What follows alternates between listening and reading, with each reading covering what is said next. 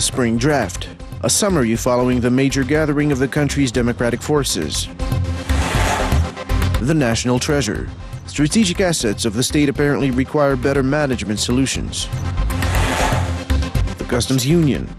A look at unanswered questions regarding the customs union and the single economic space. The breakthrough. An interview with Denis Ten, Kazakhstan's silver world champion in figure skating.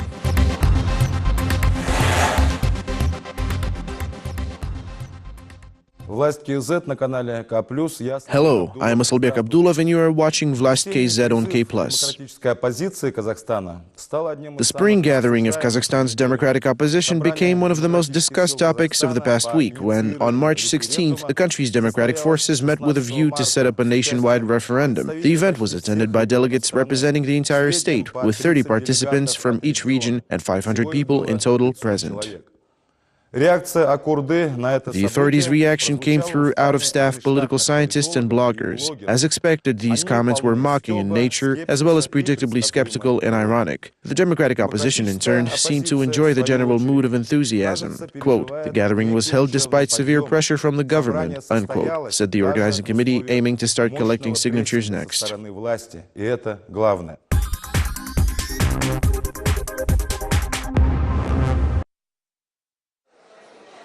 Gathering of democratic forces of Kazakhstan with the purpose of initiating a referendum is an extraordinary event that is widely discussed by experts and analysts. The politician Bulat Abilov, one of the organizers, said that all of the meeting objectives have been achieved. Namely, 512 people have arrived from all the regions of Kazakhstan. The agenda has been discussed and adopted, and it's time to collect signatures for a referendum. The politician also emphasized that the key aspect of the meeting is that most people do not belong to any of the parties.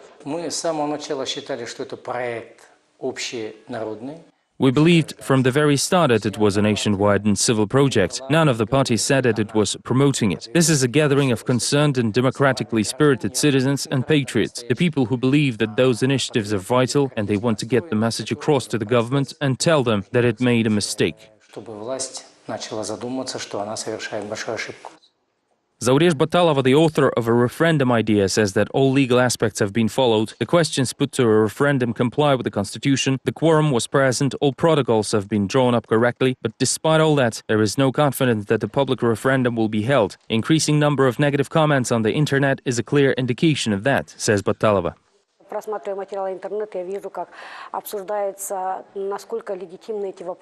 We will probably be refused to register an initiative group based on some unclear allegations. I'm now browsing the internet and see a lot of discussion regarding the legitimacy of the questions put to a referendum. I think that people who are engaged in this are either very far from the issues or they are deliberately misleading the people of Kazakhstan.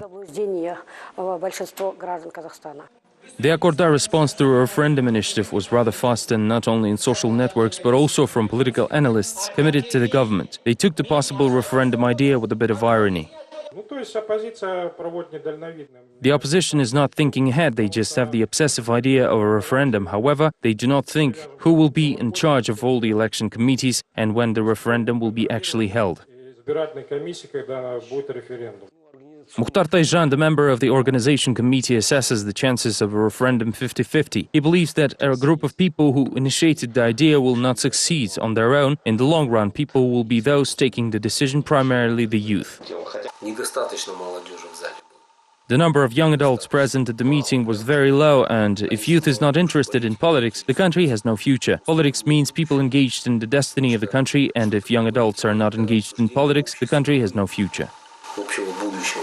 Serikjan Mambitalyan, author of one of the resolution paragraphs for the referendum, believes that the initiative is capable of uniting the civil society and counts on international support regarding the issue of construction and international nuclear bank in Kazakhstan. The organization committee for the referendum has already sent letters to UN and IAEA and donor countries in charge of financing the project. The logic is pretty simple. If Western countries, UN and IAEA, want to create a nuclear fuel bank in Kazakhstan, they also need to hold referendum and make Kazakhstan government follow democratic procedures. Otherwise, it's perfectly normal when Western countries hold a referendum on construction of atomic power plant, but when we are not allowed to initiate a referendum, the West does nothing about it. The government will view the referendum initiative in the light of legislative procedures that allow blocking the public vote at any stage, says Rasul Jumali, political analyst. However, the questions put on the agenda will still hang in the air, causing discontent among people. Therefore, the expert believes that the government will try to look for compromises.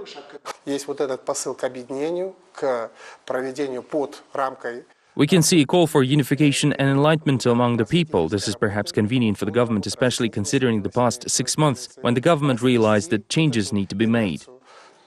After a successful gathering, the laying flowers to the Independence Memorial, the organizers took a time out to celebrate Nowruz. Final protocols will be drawn up during the celebration, and a decision will be taken on whether to take the official course through Central Election Committee or get right down to collecting signatures in the regions.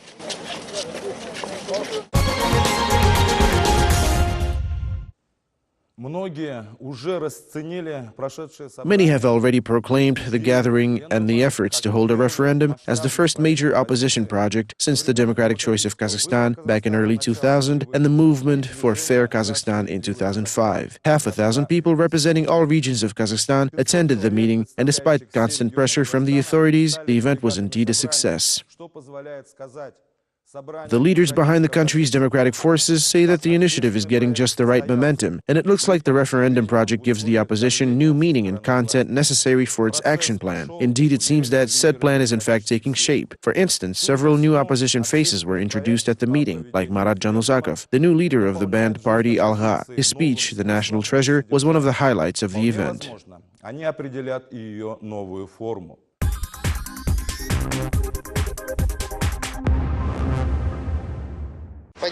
Do you support the idea of returning strategic companies like Kazakhmys, KazZinc and Public Bank to state property? Yes. Do you support the idea of returning strategic companies like Kazakhmys, KazZinc and Public Bank to the state property? Yes. People on the streets of Almaty agreed that major industrial enterprises should be returned to state ownership. Kazakhmys, KazZinc, ENRC Enterprise Group, ArcelorMittal and National Bank. At last Saturday's Congress of the Opposition Forces, the new leader of the banned Alga party, Marat Januzakov, explained why the issue of nationalization should be taken under the public's control. We,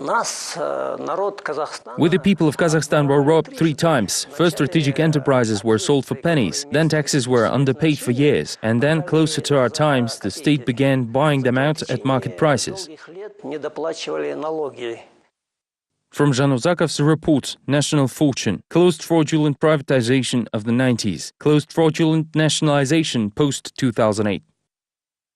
This is how the copper giant Kazakhmys looks now, new buildings on top for top brass. Old decaying mines underground, high production demands 8-hour mining shifts, commonplace trauma and death resulting from collapsing rocks. The underlying method of divesting Kazakhmys shares became fictitious auctions at below market rates, fictitious foreign investors. The nominal owners of the enterprise are Vladimir Kim and Oleg Novachuk. The real owner's name is not customary to say out loud. The biggest mining and metallurgical company in the country is 11th in copper smeltering in the world. What goes on at Kazakhmys these days? The government is buying out shares from nominal owners at market prices. Vladimir Kim received $1.3 billion for 11.1% of Kazakhmys shares from the Kazakh budget in 2011. Economists named this process modernization of shareholders. Kulibayev himself bought 33% of shares for $40 million. Only 5 years later, he sold 20% of the shares for $800 million. The difference is great. A similar scheme was used to monetize the shares of KazZinc, whose nominal owner is former manager of Kazakh President's affairs Bulat Utimuratov. This February, Samru Kazana bought out KazZinc shares. 29% of shares for $1,650 million. Utimuratov received the money on his offshore account.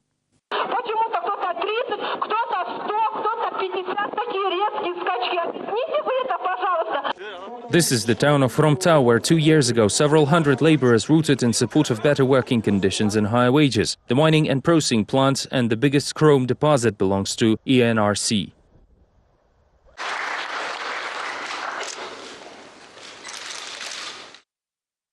Owners of ENRC Group are Forbes list millionaires Alexander Mashkevich, Patok Shadiev and Adiljan Ibragimov. deliberate depreciation, cheap privatization, guarantor of the deal, first person. The company's annual revenue exceeds $7.7 billion. This in no way reflects the life of local residents. We aren't paid for drilling and burning. $400 for slave labor is unfair. For an average person that has never held $3,500 in their hands, $1 million is no different from $1 billion. Compare it to similar companies in other countries, yet get more proof. The Januzakov list is rounded by ArcelorMittal Temirtau. The Algapati compared the deal to sell Karagandaz KZ factory with an analogous Ukrainian company in terms of potential Krivorosh steel. The Ukrainian government decided to privatize this factory right after the revolution. We will compare it with Kazmetkombinat. That very Mittal bought this object for $5 billion. In other words, when our budget receives only tens of millions of dollars, the Ukraine gets almost $5 billion. Karagandaz ArcelorMittal Temirtau now looks as dire as a majority of Kazakhstan's large industrial companies. By all accounts, it appears the money being invested in reproduction are nowhere near the billion-dollar revenues from selling resources to foreign and anonymous owners over the last 20 years. The issue of implementing the nationalization project stays pertinent, and it is this issue that has a direct effect on the nearest future of every Kazakhstani.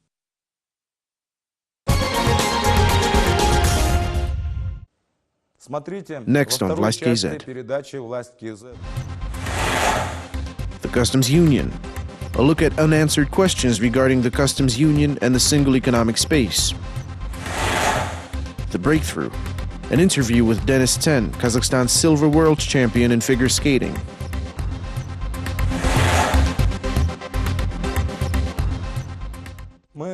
Stay with us, Vlast KZ will return with more in a few minutes.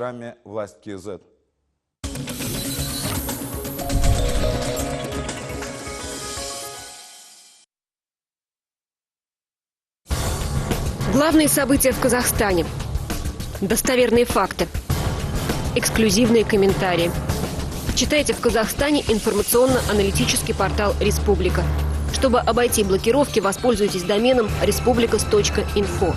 Вы окажетесь на так называемом прокси-портале. Специально разработанные канадскими специалистами по интернет-технологиям, прокси-порталы помогают пользователям получать информацию в тех странах, где блокируют интернет-ресурсы. В Китае, Иране, в Казахстане.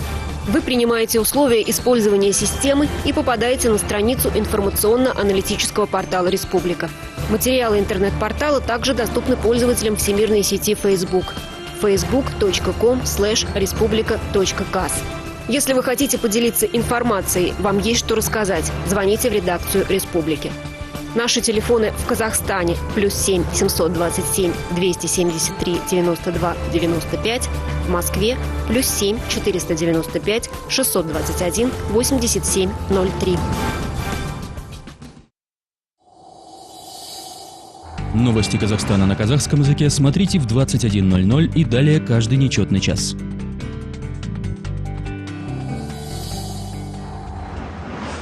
Новости Казахстана на русском языке в 22:00 и далее каждый четный час.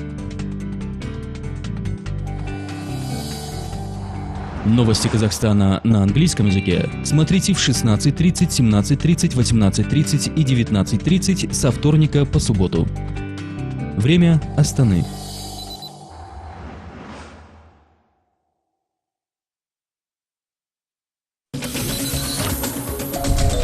Изготовление и размещение рекламы на канале KplusTV.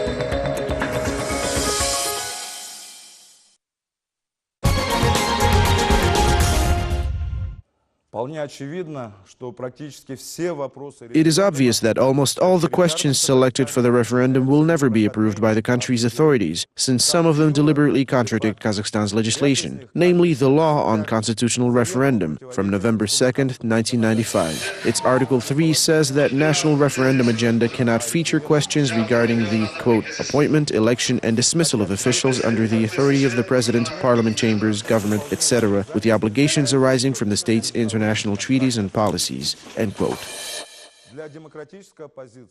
But it seems this does not really bother the democratic opposition. Through their referendum project, they are forming a new platform, not only for open discussions, but also for unification and generating ideas. As noted in one of the news stories on K+, the opposition cannot count on fast feedback from the population due to effects of long-standing suppression of dissenting ideas and social apathy. Indeed, the currently weak opposition chose to step on the difficult path ahead. Perhaps it is time.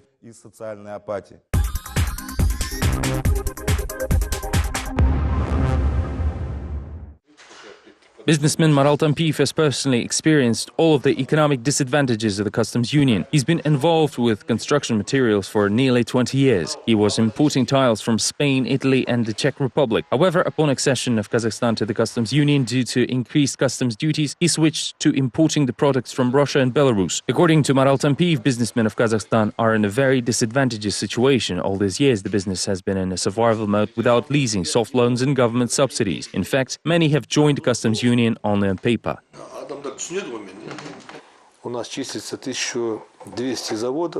There are 1,200 factories registered in construction materials field which identified themselves as construction materials producers. However, when we look closely into this matter as the association, a little over 400 of them are actually operational.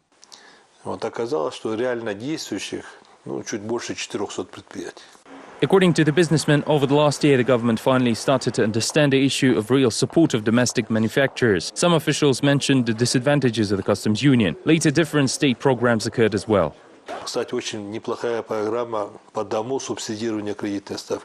There is a variety of programs lately, subsidizing of interest rates up to 7%, willing to raise to 10% to allow real manufacturers to take loans with 3 to 4% interest. This is normal. It complies with European standards. The measures are being taken, yet I believe it's rather difficult and almost too late for that. Do you support the secession of Kazakhstan from the customs union? The groups initiating to hold a referendum explains that being part of the customs union along with Russia and Belarus imposes threat to independence of Kazakhstan. They're afraid that economic dependence may possibly lead to political one. We're losing our economic independence. On top of that, the economy of Kazakhstan is being taken over. This is the first step in losing independence. Yet we want to live in a sovereign state. Thousands of generations have suffered for this God-given right. Nazarbayev's regime is only a moment in history. While it depends on us what will become of Kazakhstan tomorrow, the president alone doesn't define the future. People are used to expect that he's so smart and will show them the way. Forum organizers say that secession from the customs union shall not be taken as some action aimed against Russia. It is simply an opportunity for Kazakhstan to maintain its sovereignty. Besides, unequal alliance is disadvantageous because authorities in Kazakhstan cannot protect the interests of its citizens.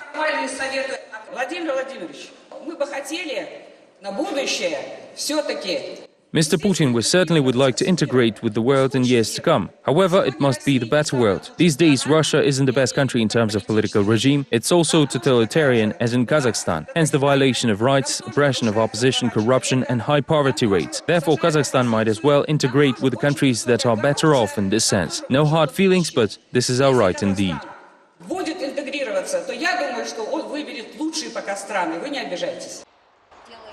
Political expert Olgona Imbutelieva explains the customs union phobia simply as nation's fear, which has not yet fully enjoyed its independence. She's convinced that Kazakhstan-Russia-Belarus alliance is doomed to failure because the union of these three countries is based on the common power seeking of all three presidents.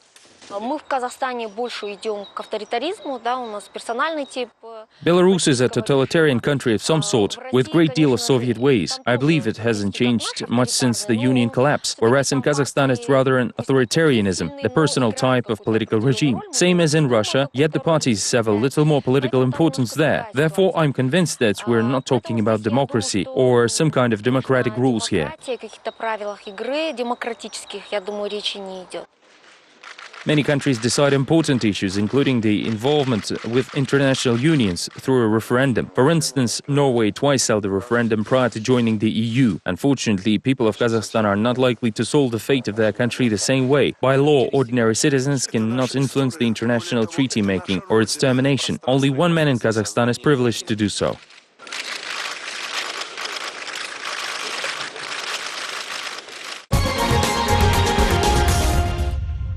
Завершение выпуска. История. In conclusion, we have a story about Kazakhstan skater Denis Ten, who won silver at the World Championship in Canada at the age of 19. This is the first medal ever in figure skating for Kazakhstan. И сразу же такая высокая. Denis was only bested by the three-time world champion Patrick Chan, who in turn lost to Denis in the long program, a major discipline, but understandably and expectedly displayed more strength and experience overall. По сумме короткой и произвольной программ.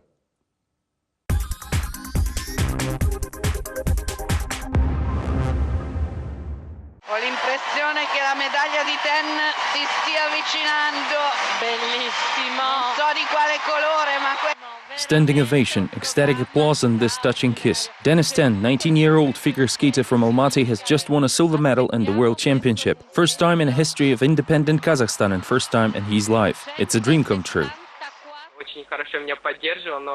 The camera didn't catch it because the room was very loud, but I actually shouted Alga. I was very pleased to win a first medal for Kazakhstan. I felt happy during my entire program once I finished a successful performance. Many people have asked whether I knew at the time that I was no longer leading this championship. In fact, I didn't. I was just happy that I managed to perform the most complex elements and had generally a very smooth program.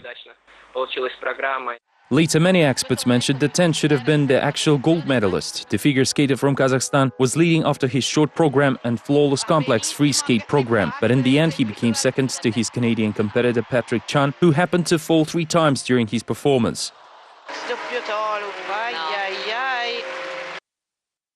Patrick Chan didn't win, his figure skating federation did. That's my opinion as a person who knows figure skating. Denis Ten won that world championship. I believe Denis is the true winner in this category, yet the eminent 2-time world champion Patrick Chan, with his short program, became first instead. Needless to say, the championship took place in Canada, his home country. It's obviously plain politics.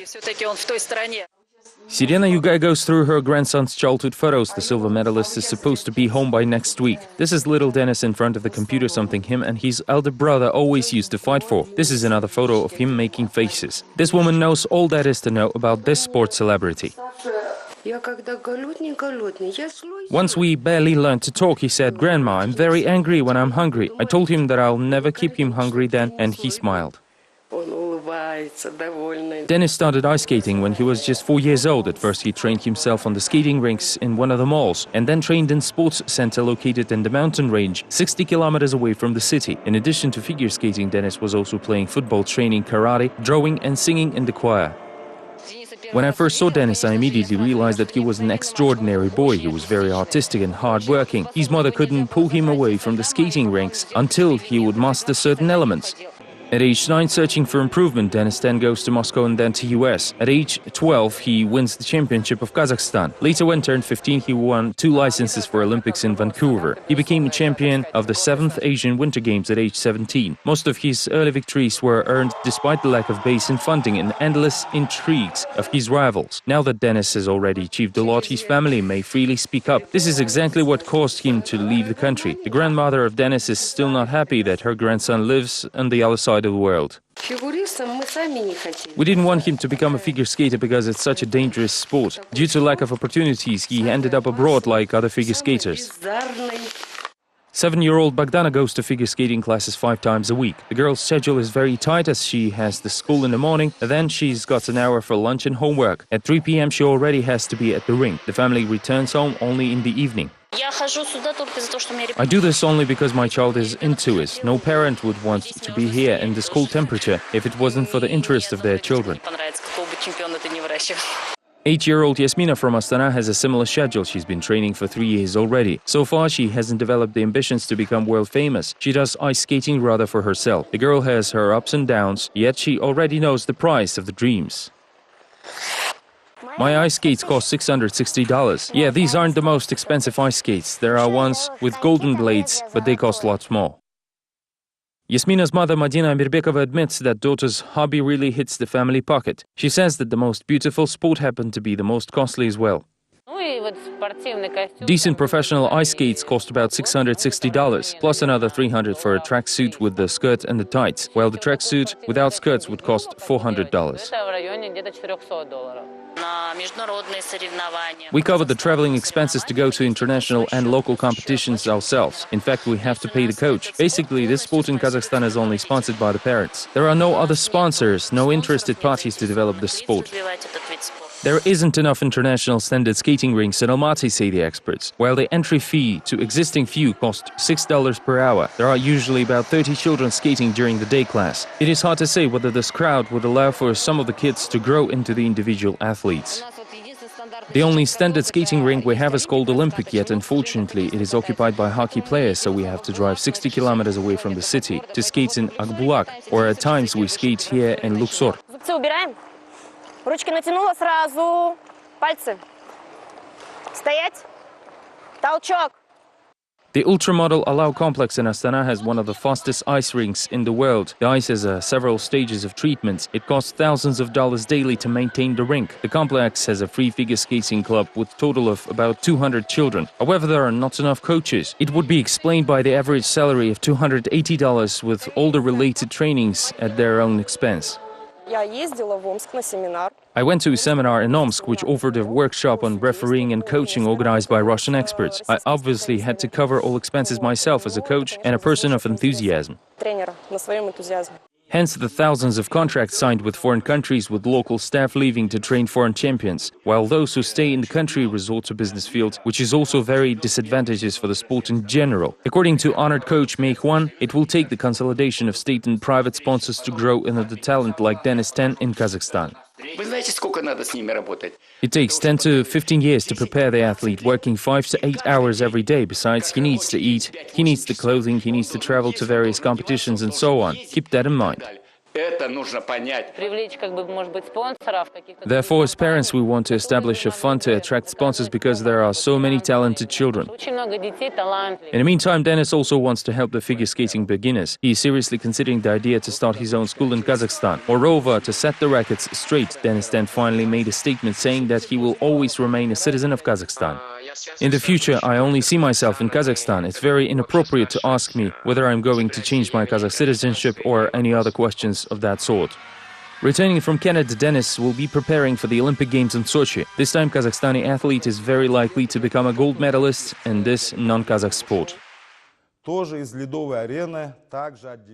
More good news came late in the week from another skater also called Dennis. Kazakhstan's 23-year-old Denis Kuzin became the world champion speed skater, winning the 1,000-meter dash during the World Single-Distance Speed Skating Championship in Sochi. Let's hope that these victories are just a sign of the bright future at the upcoming Winter Olympics. This was Vlast KZ on K+. Join us next Monday for more trends, highlights, and a look into the personalities of the week. Goodbye.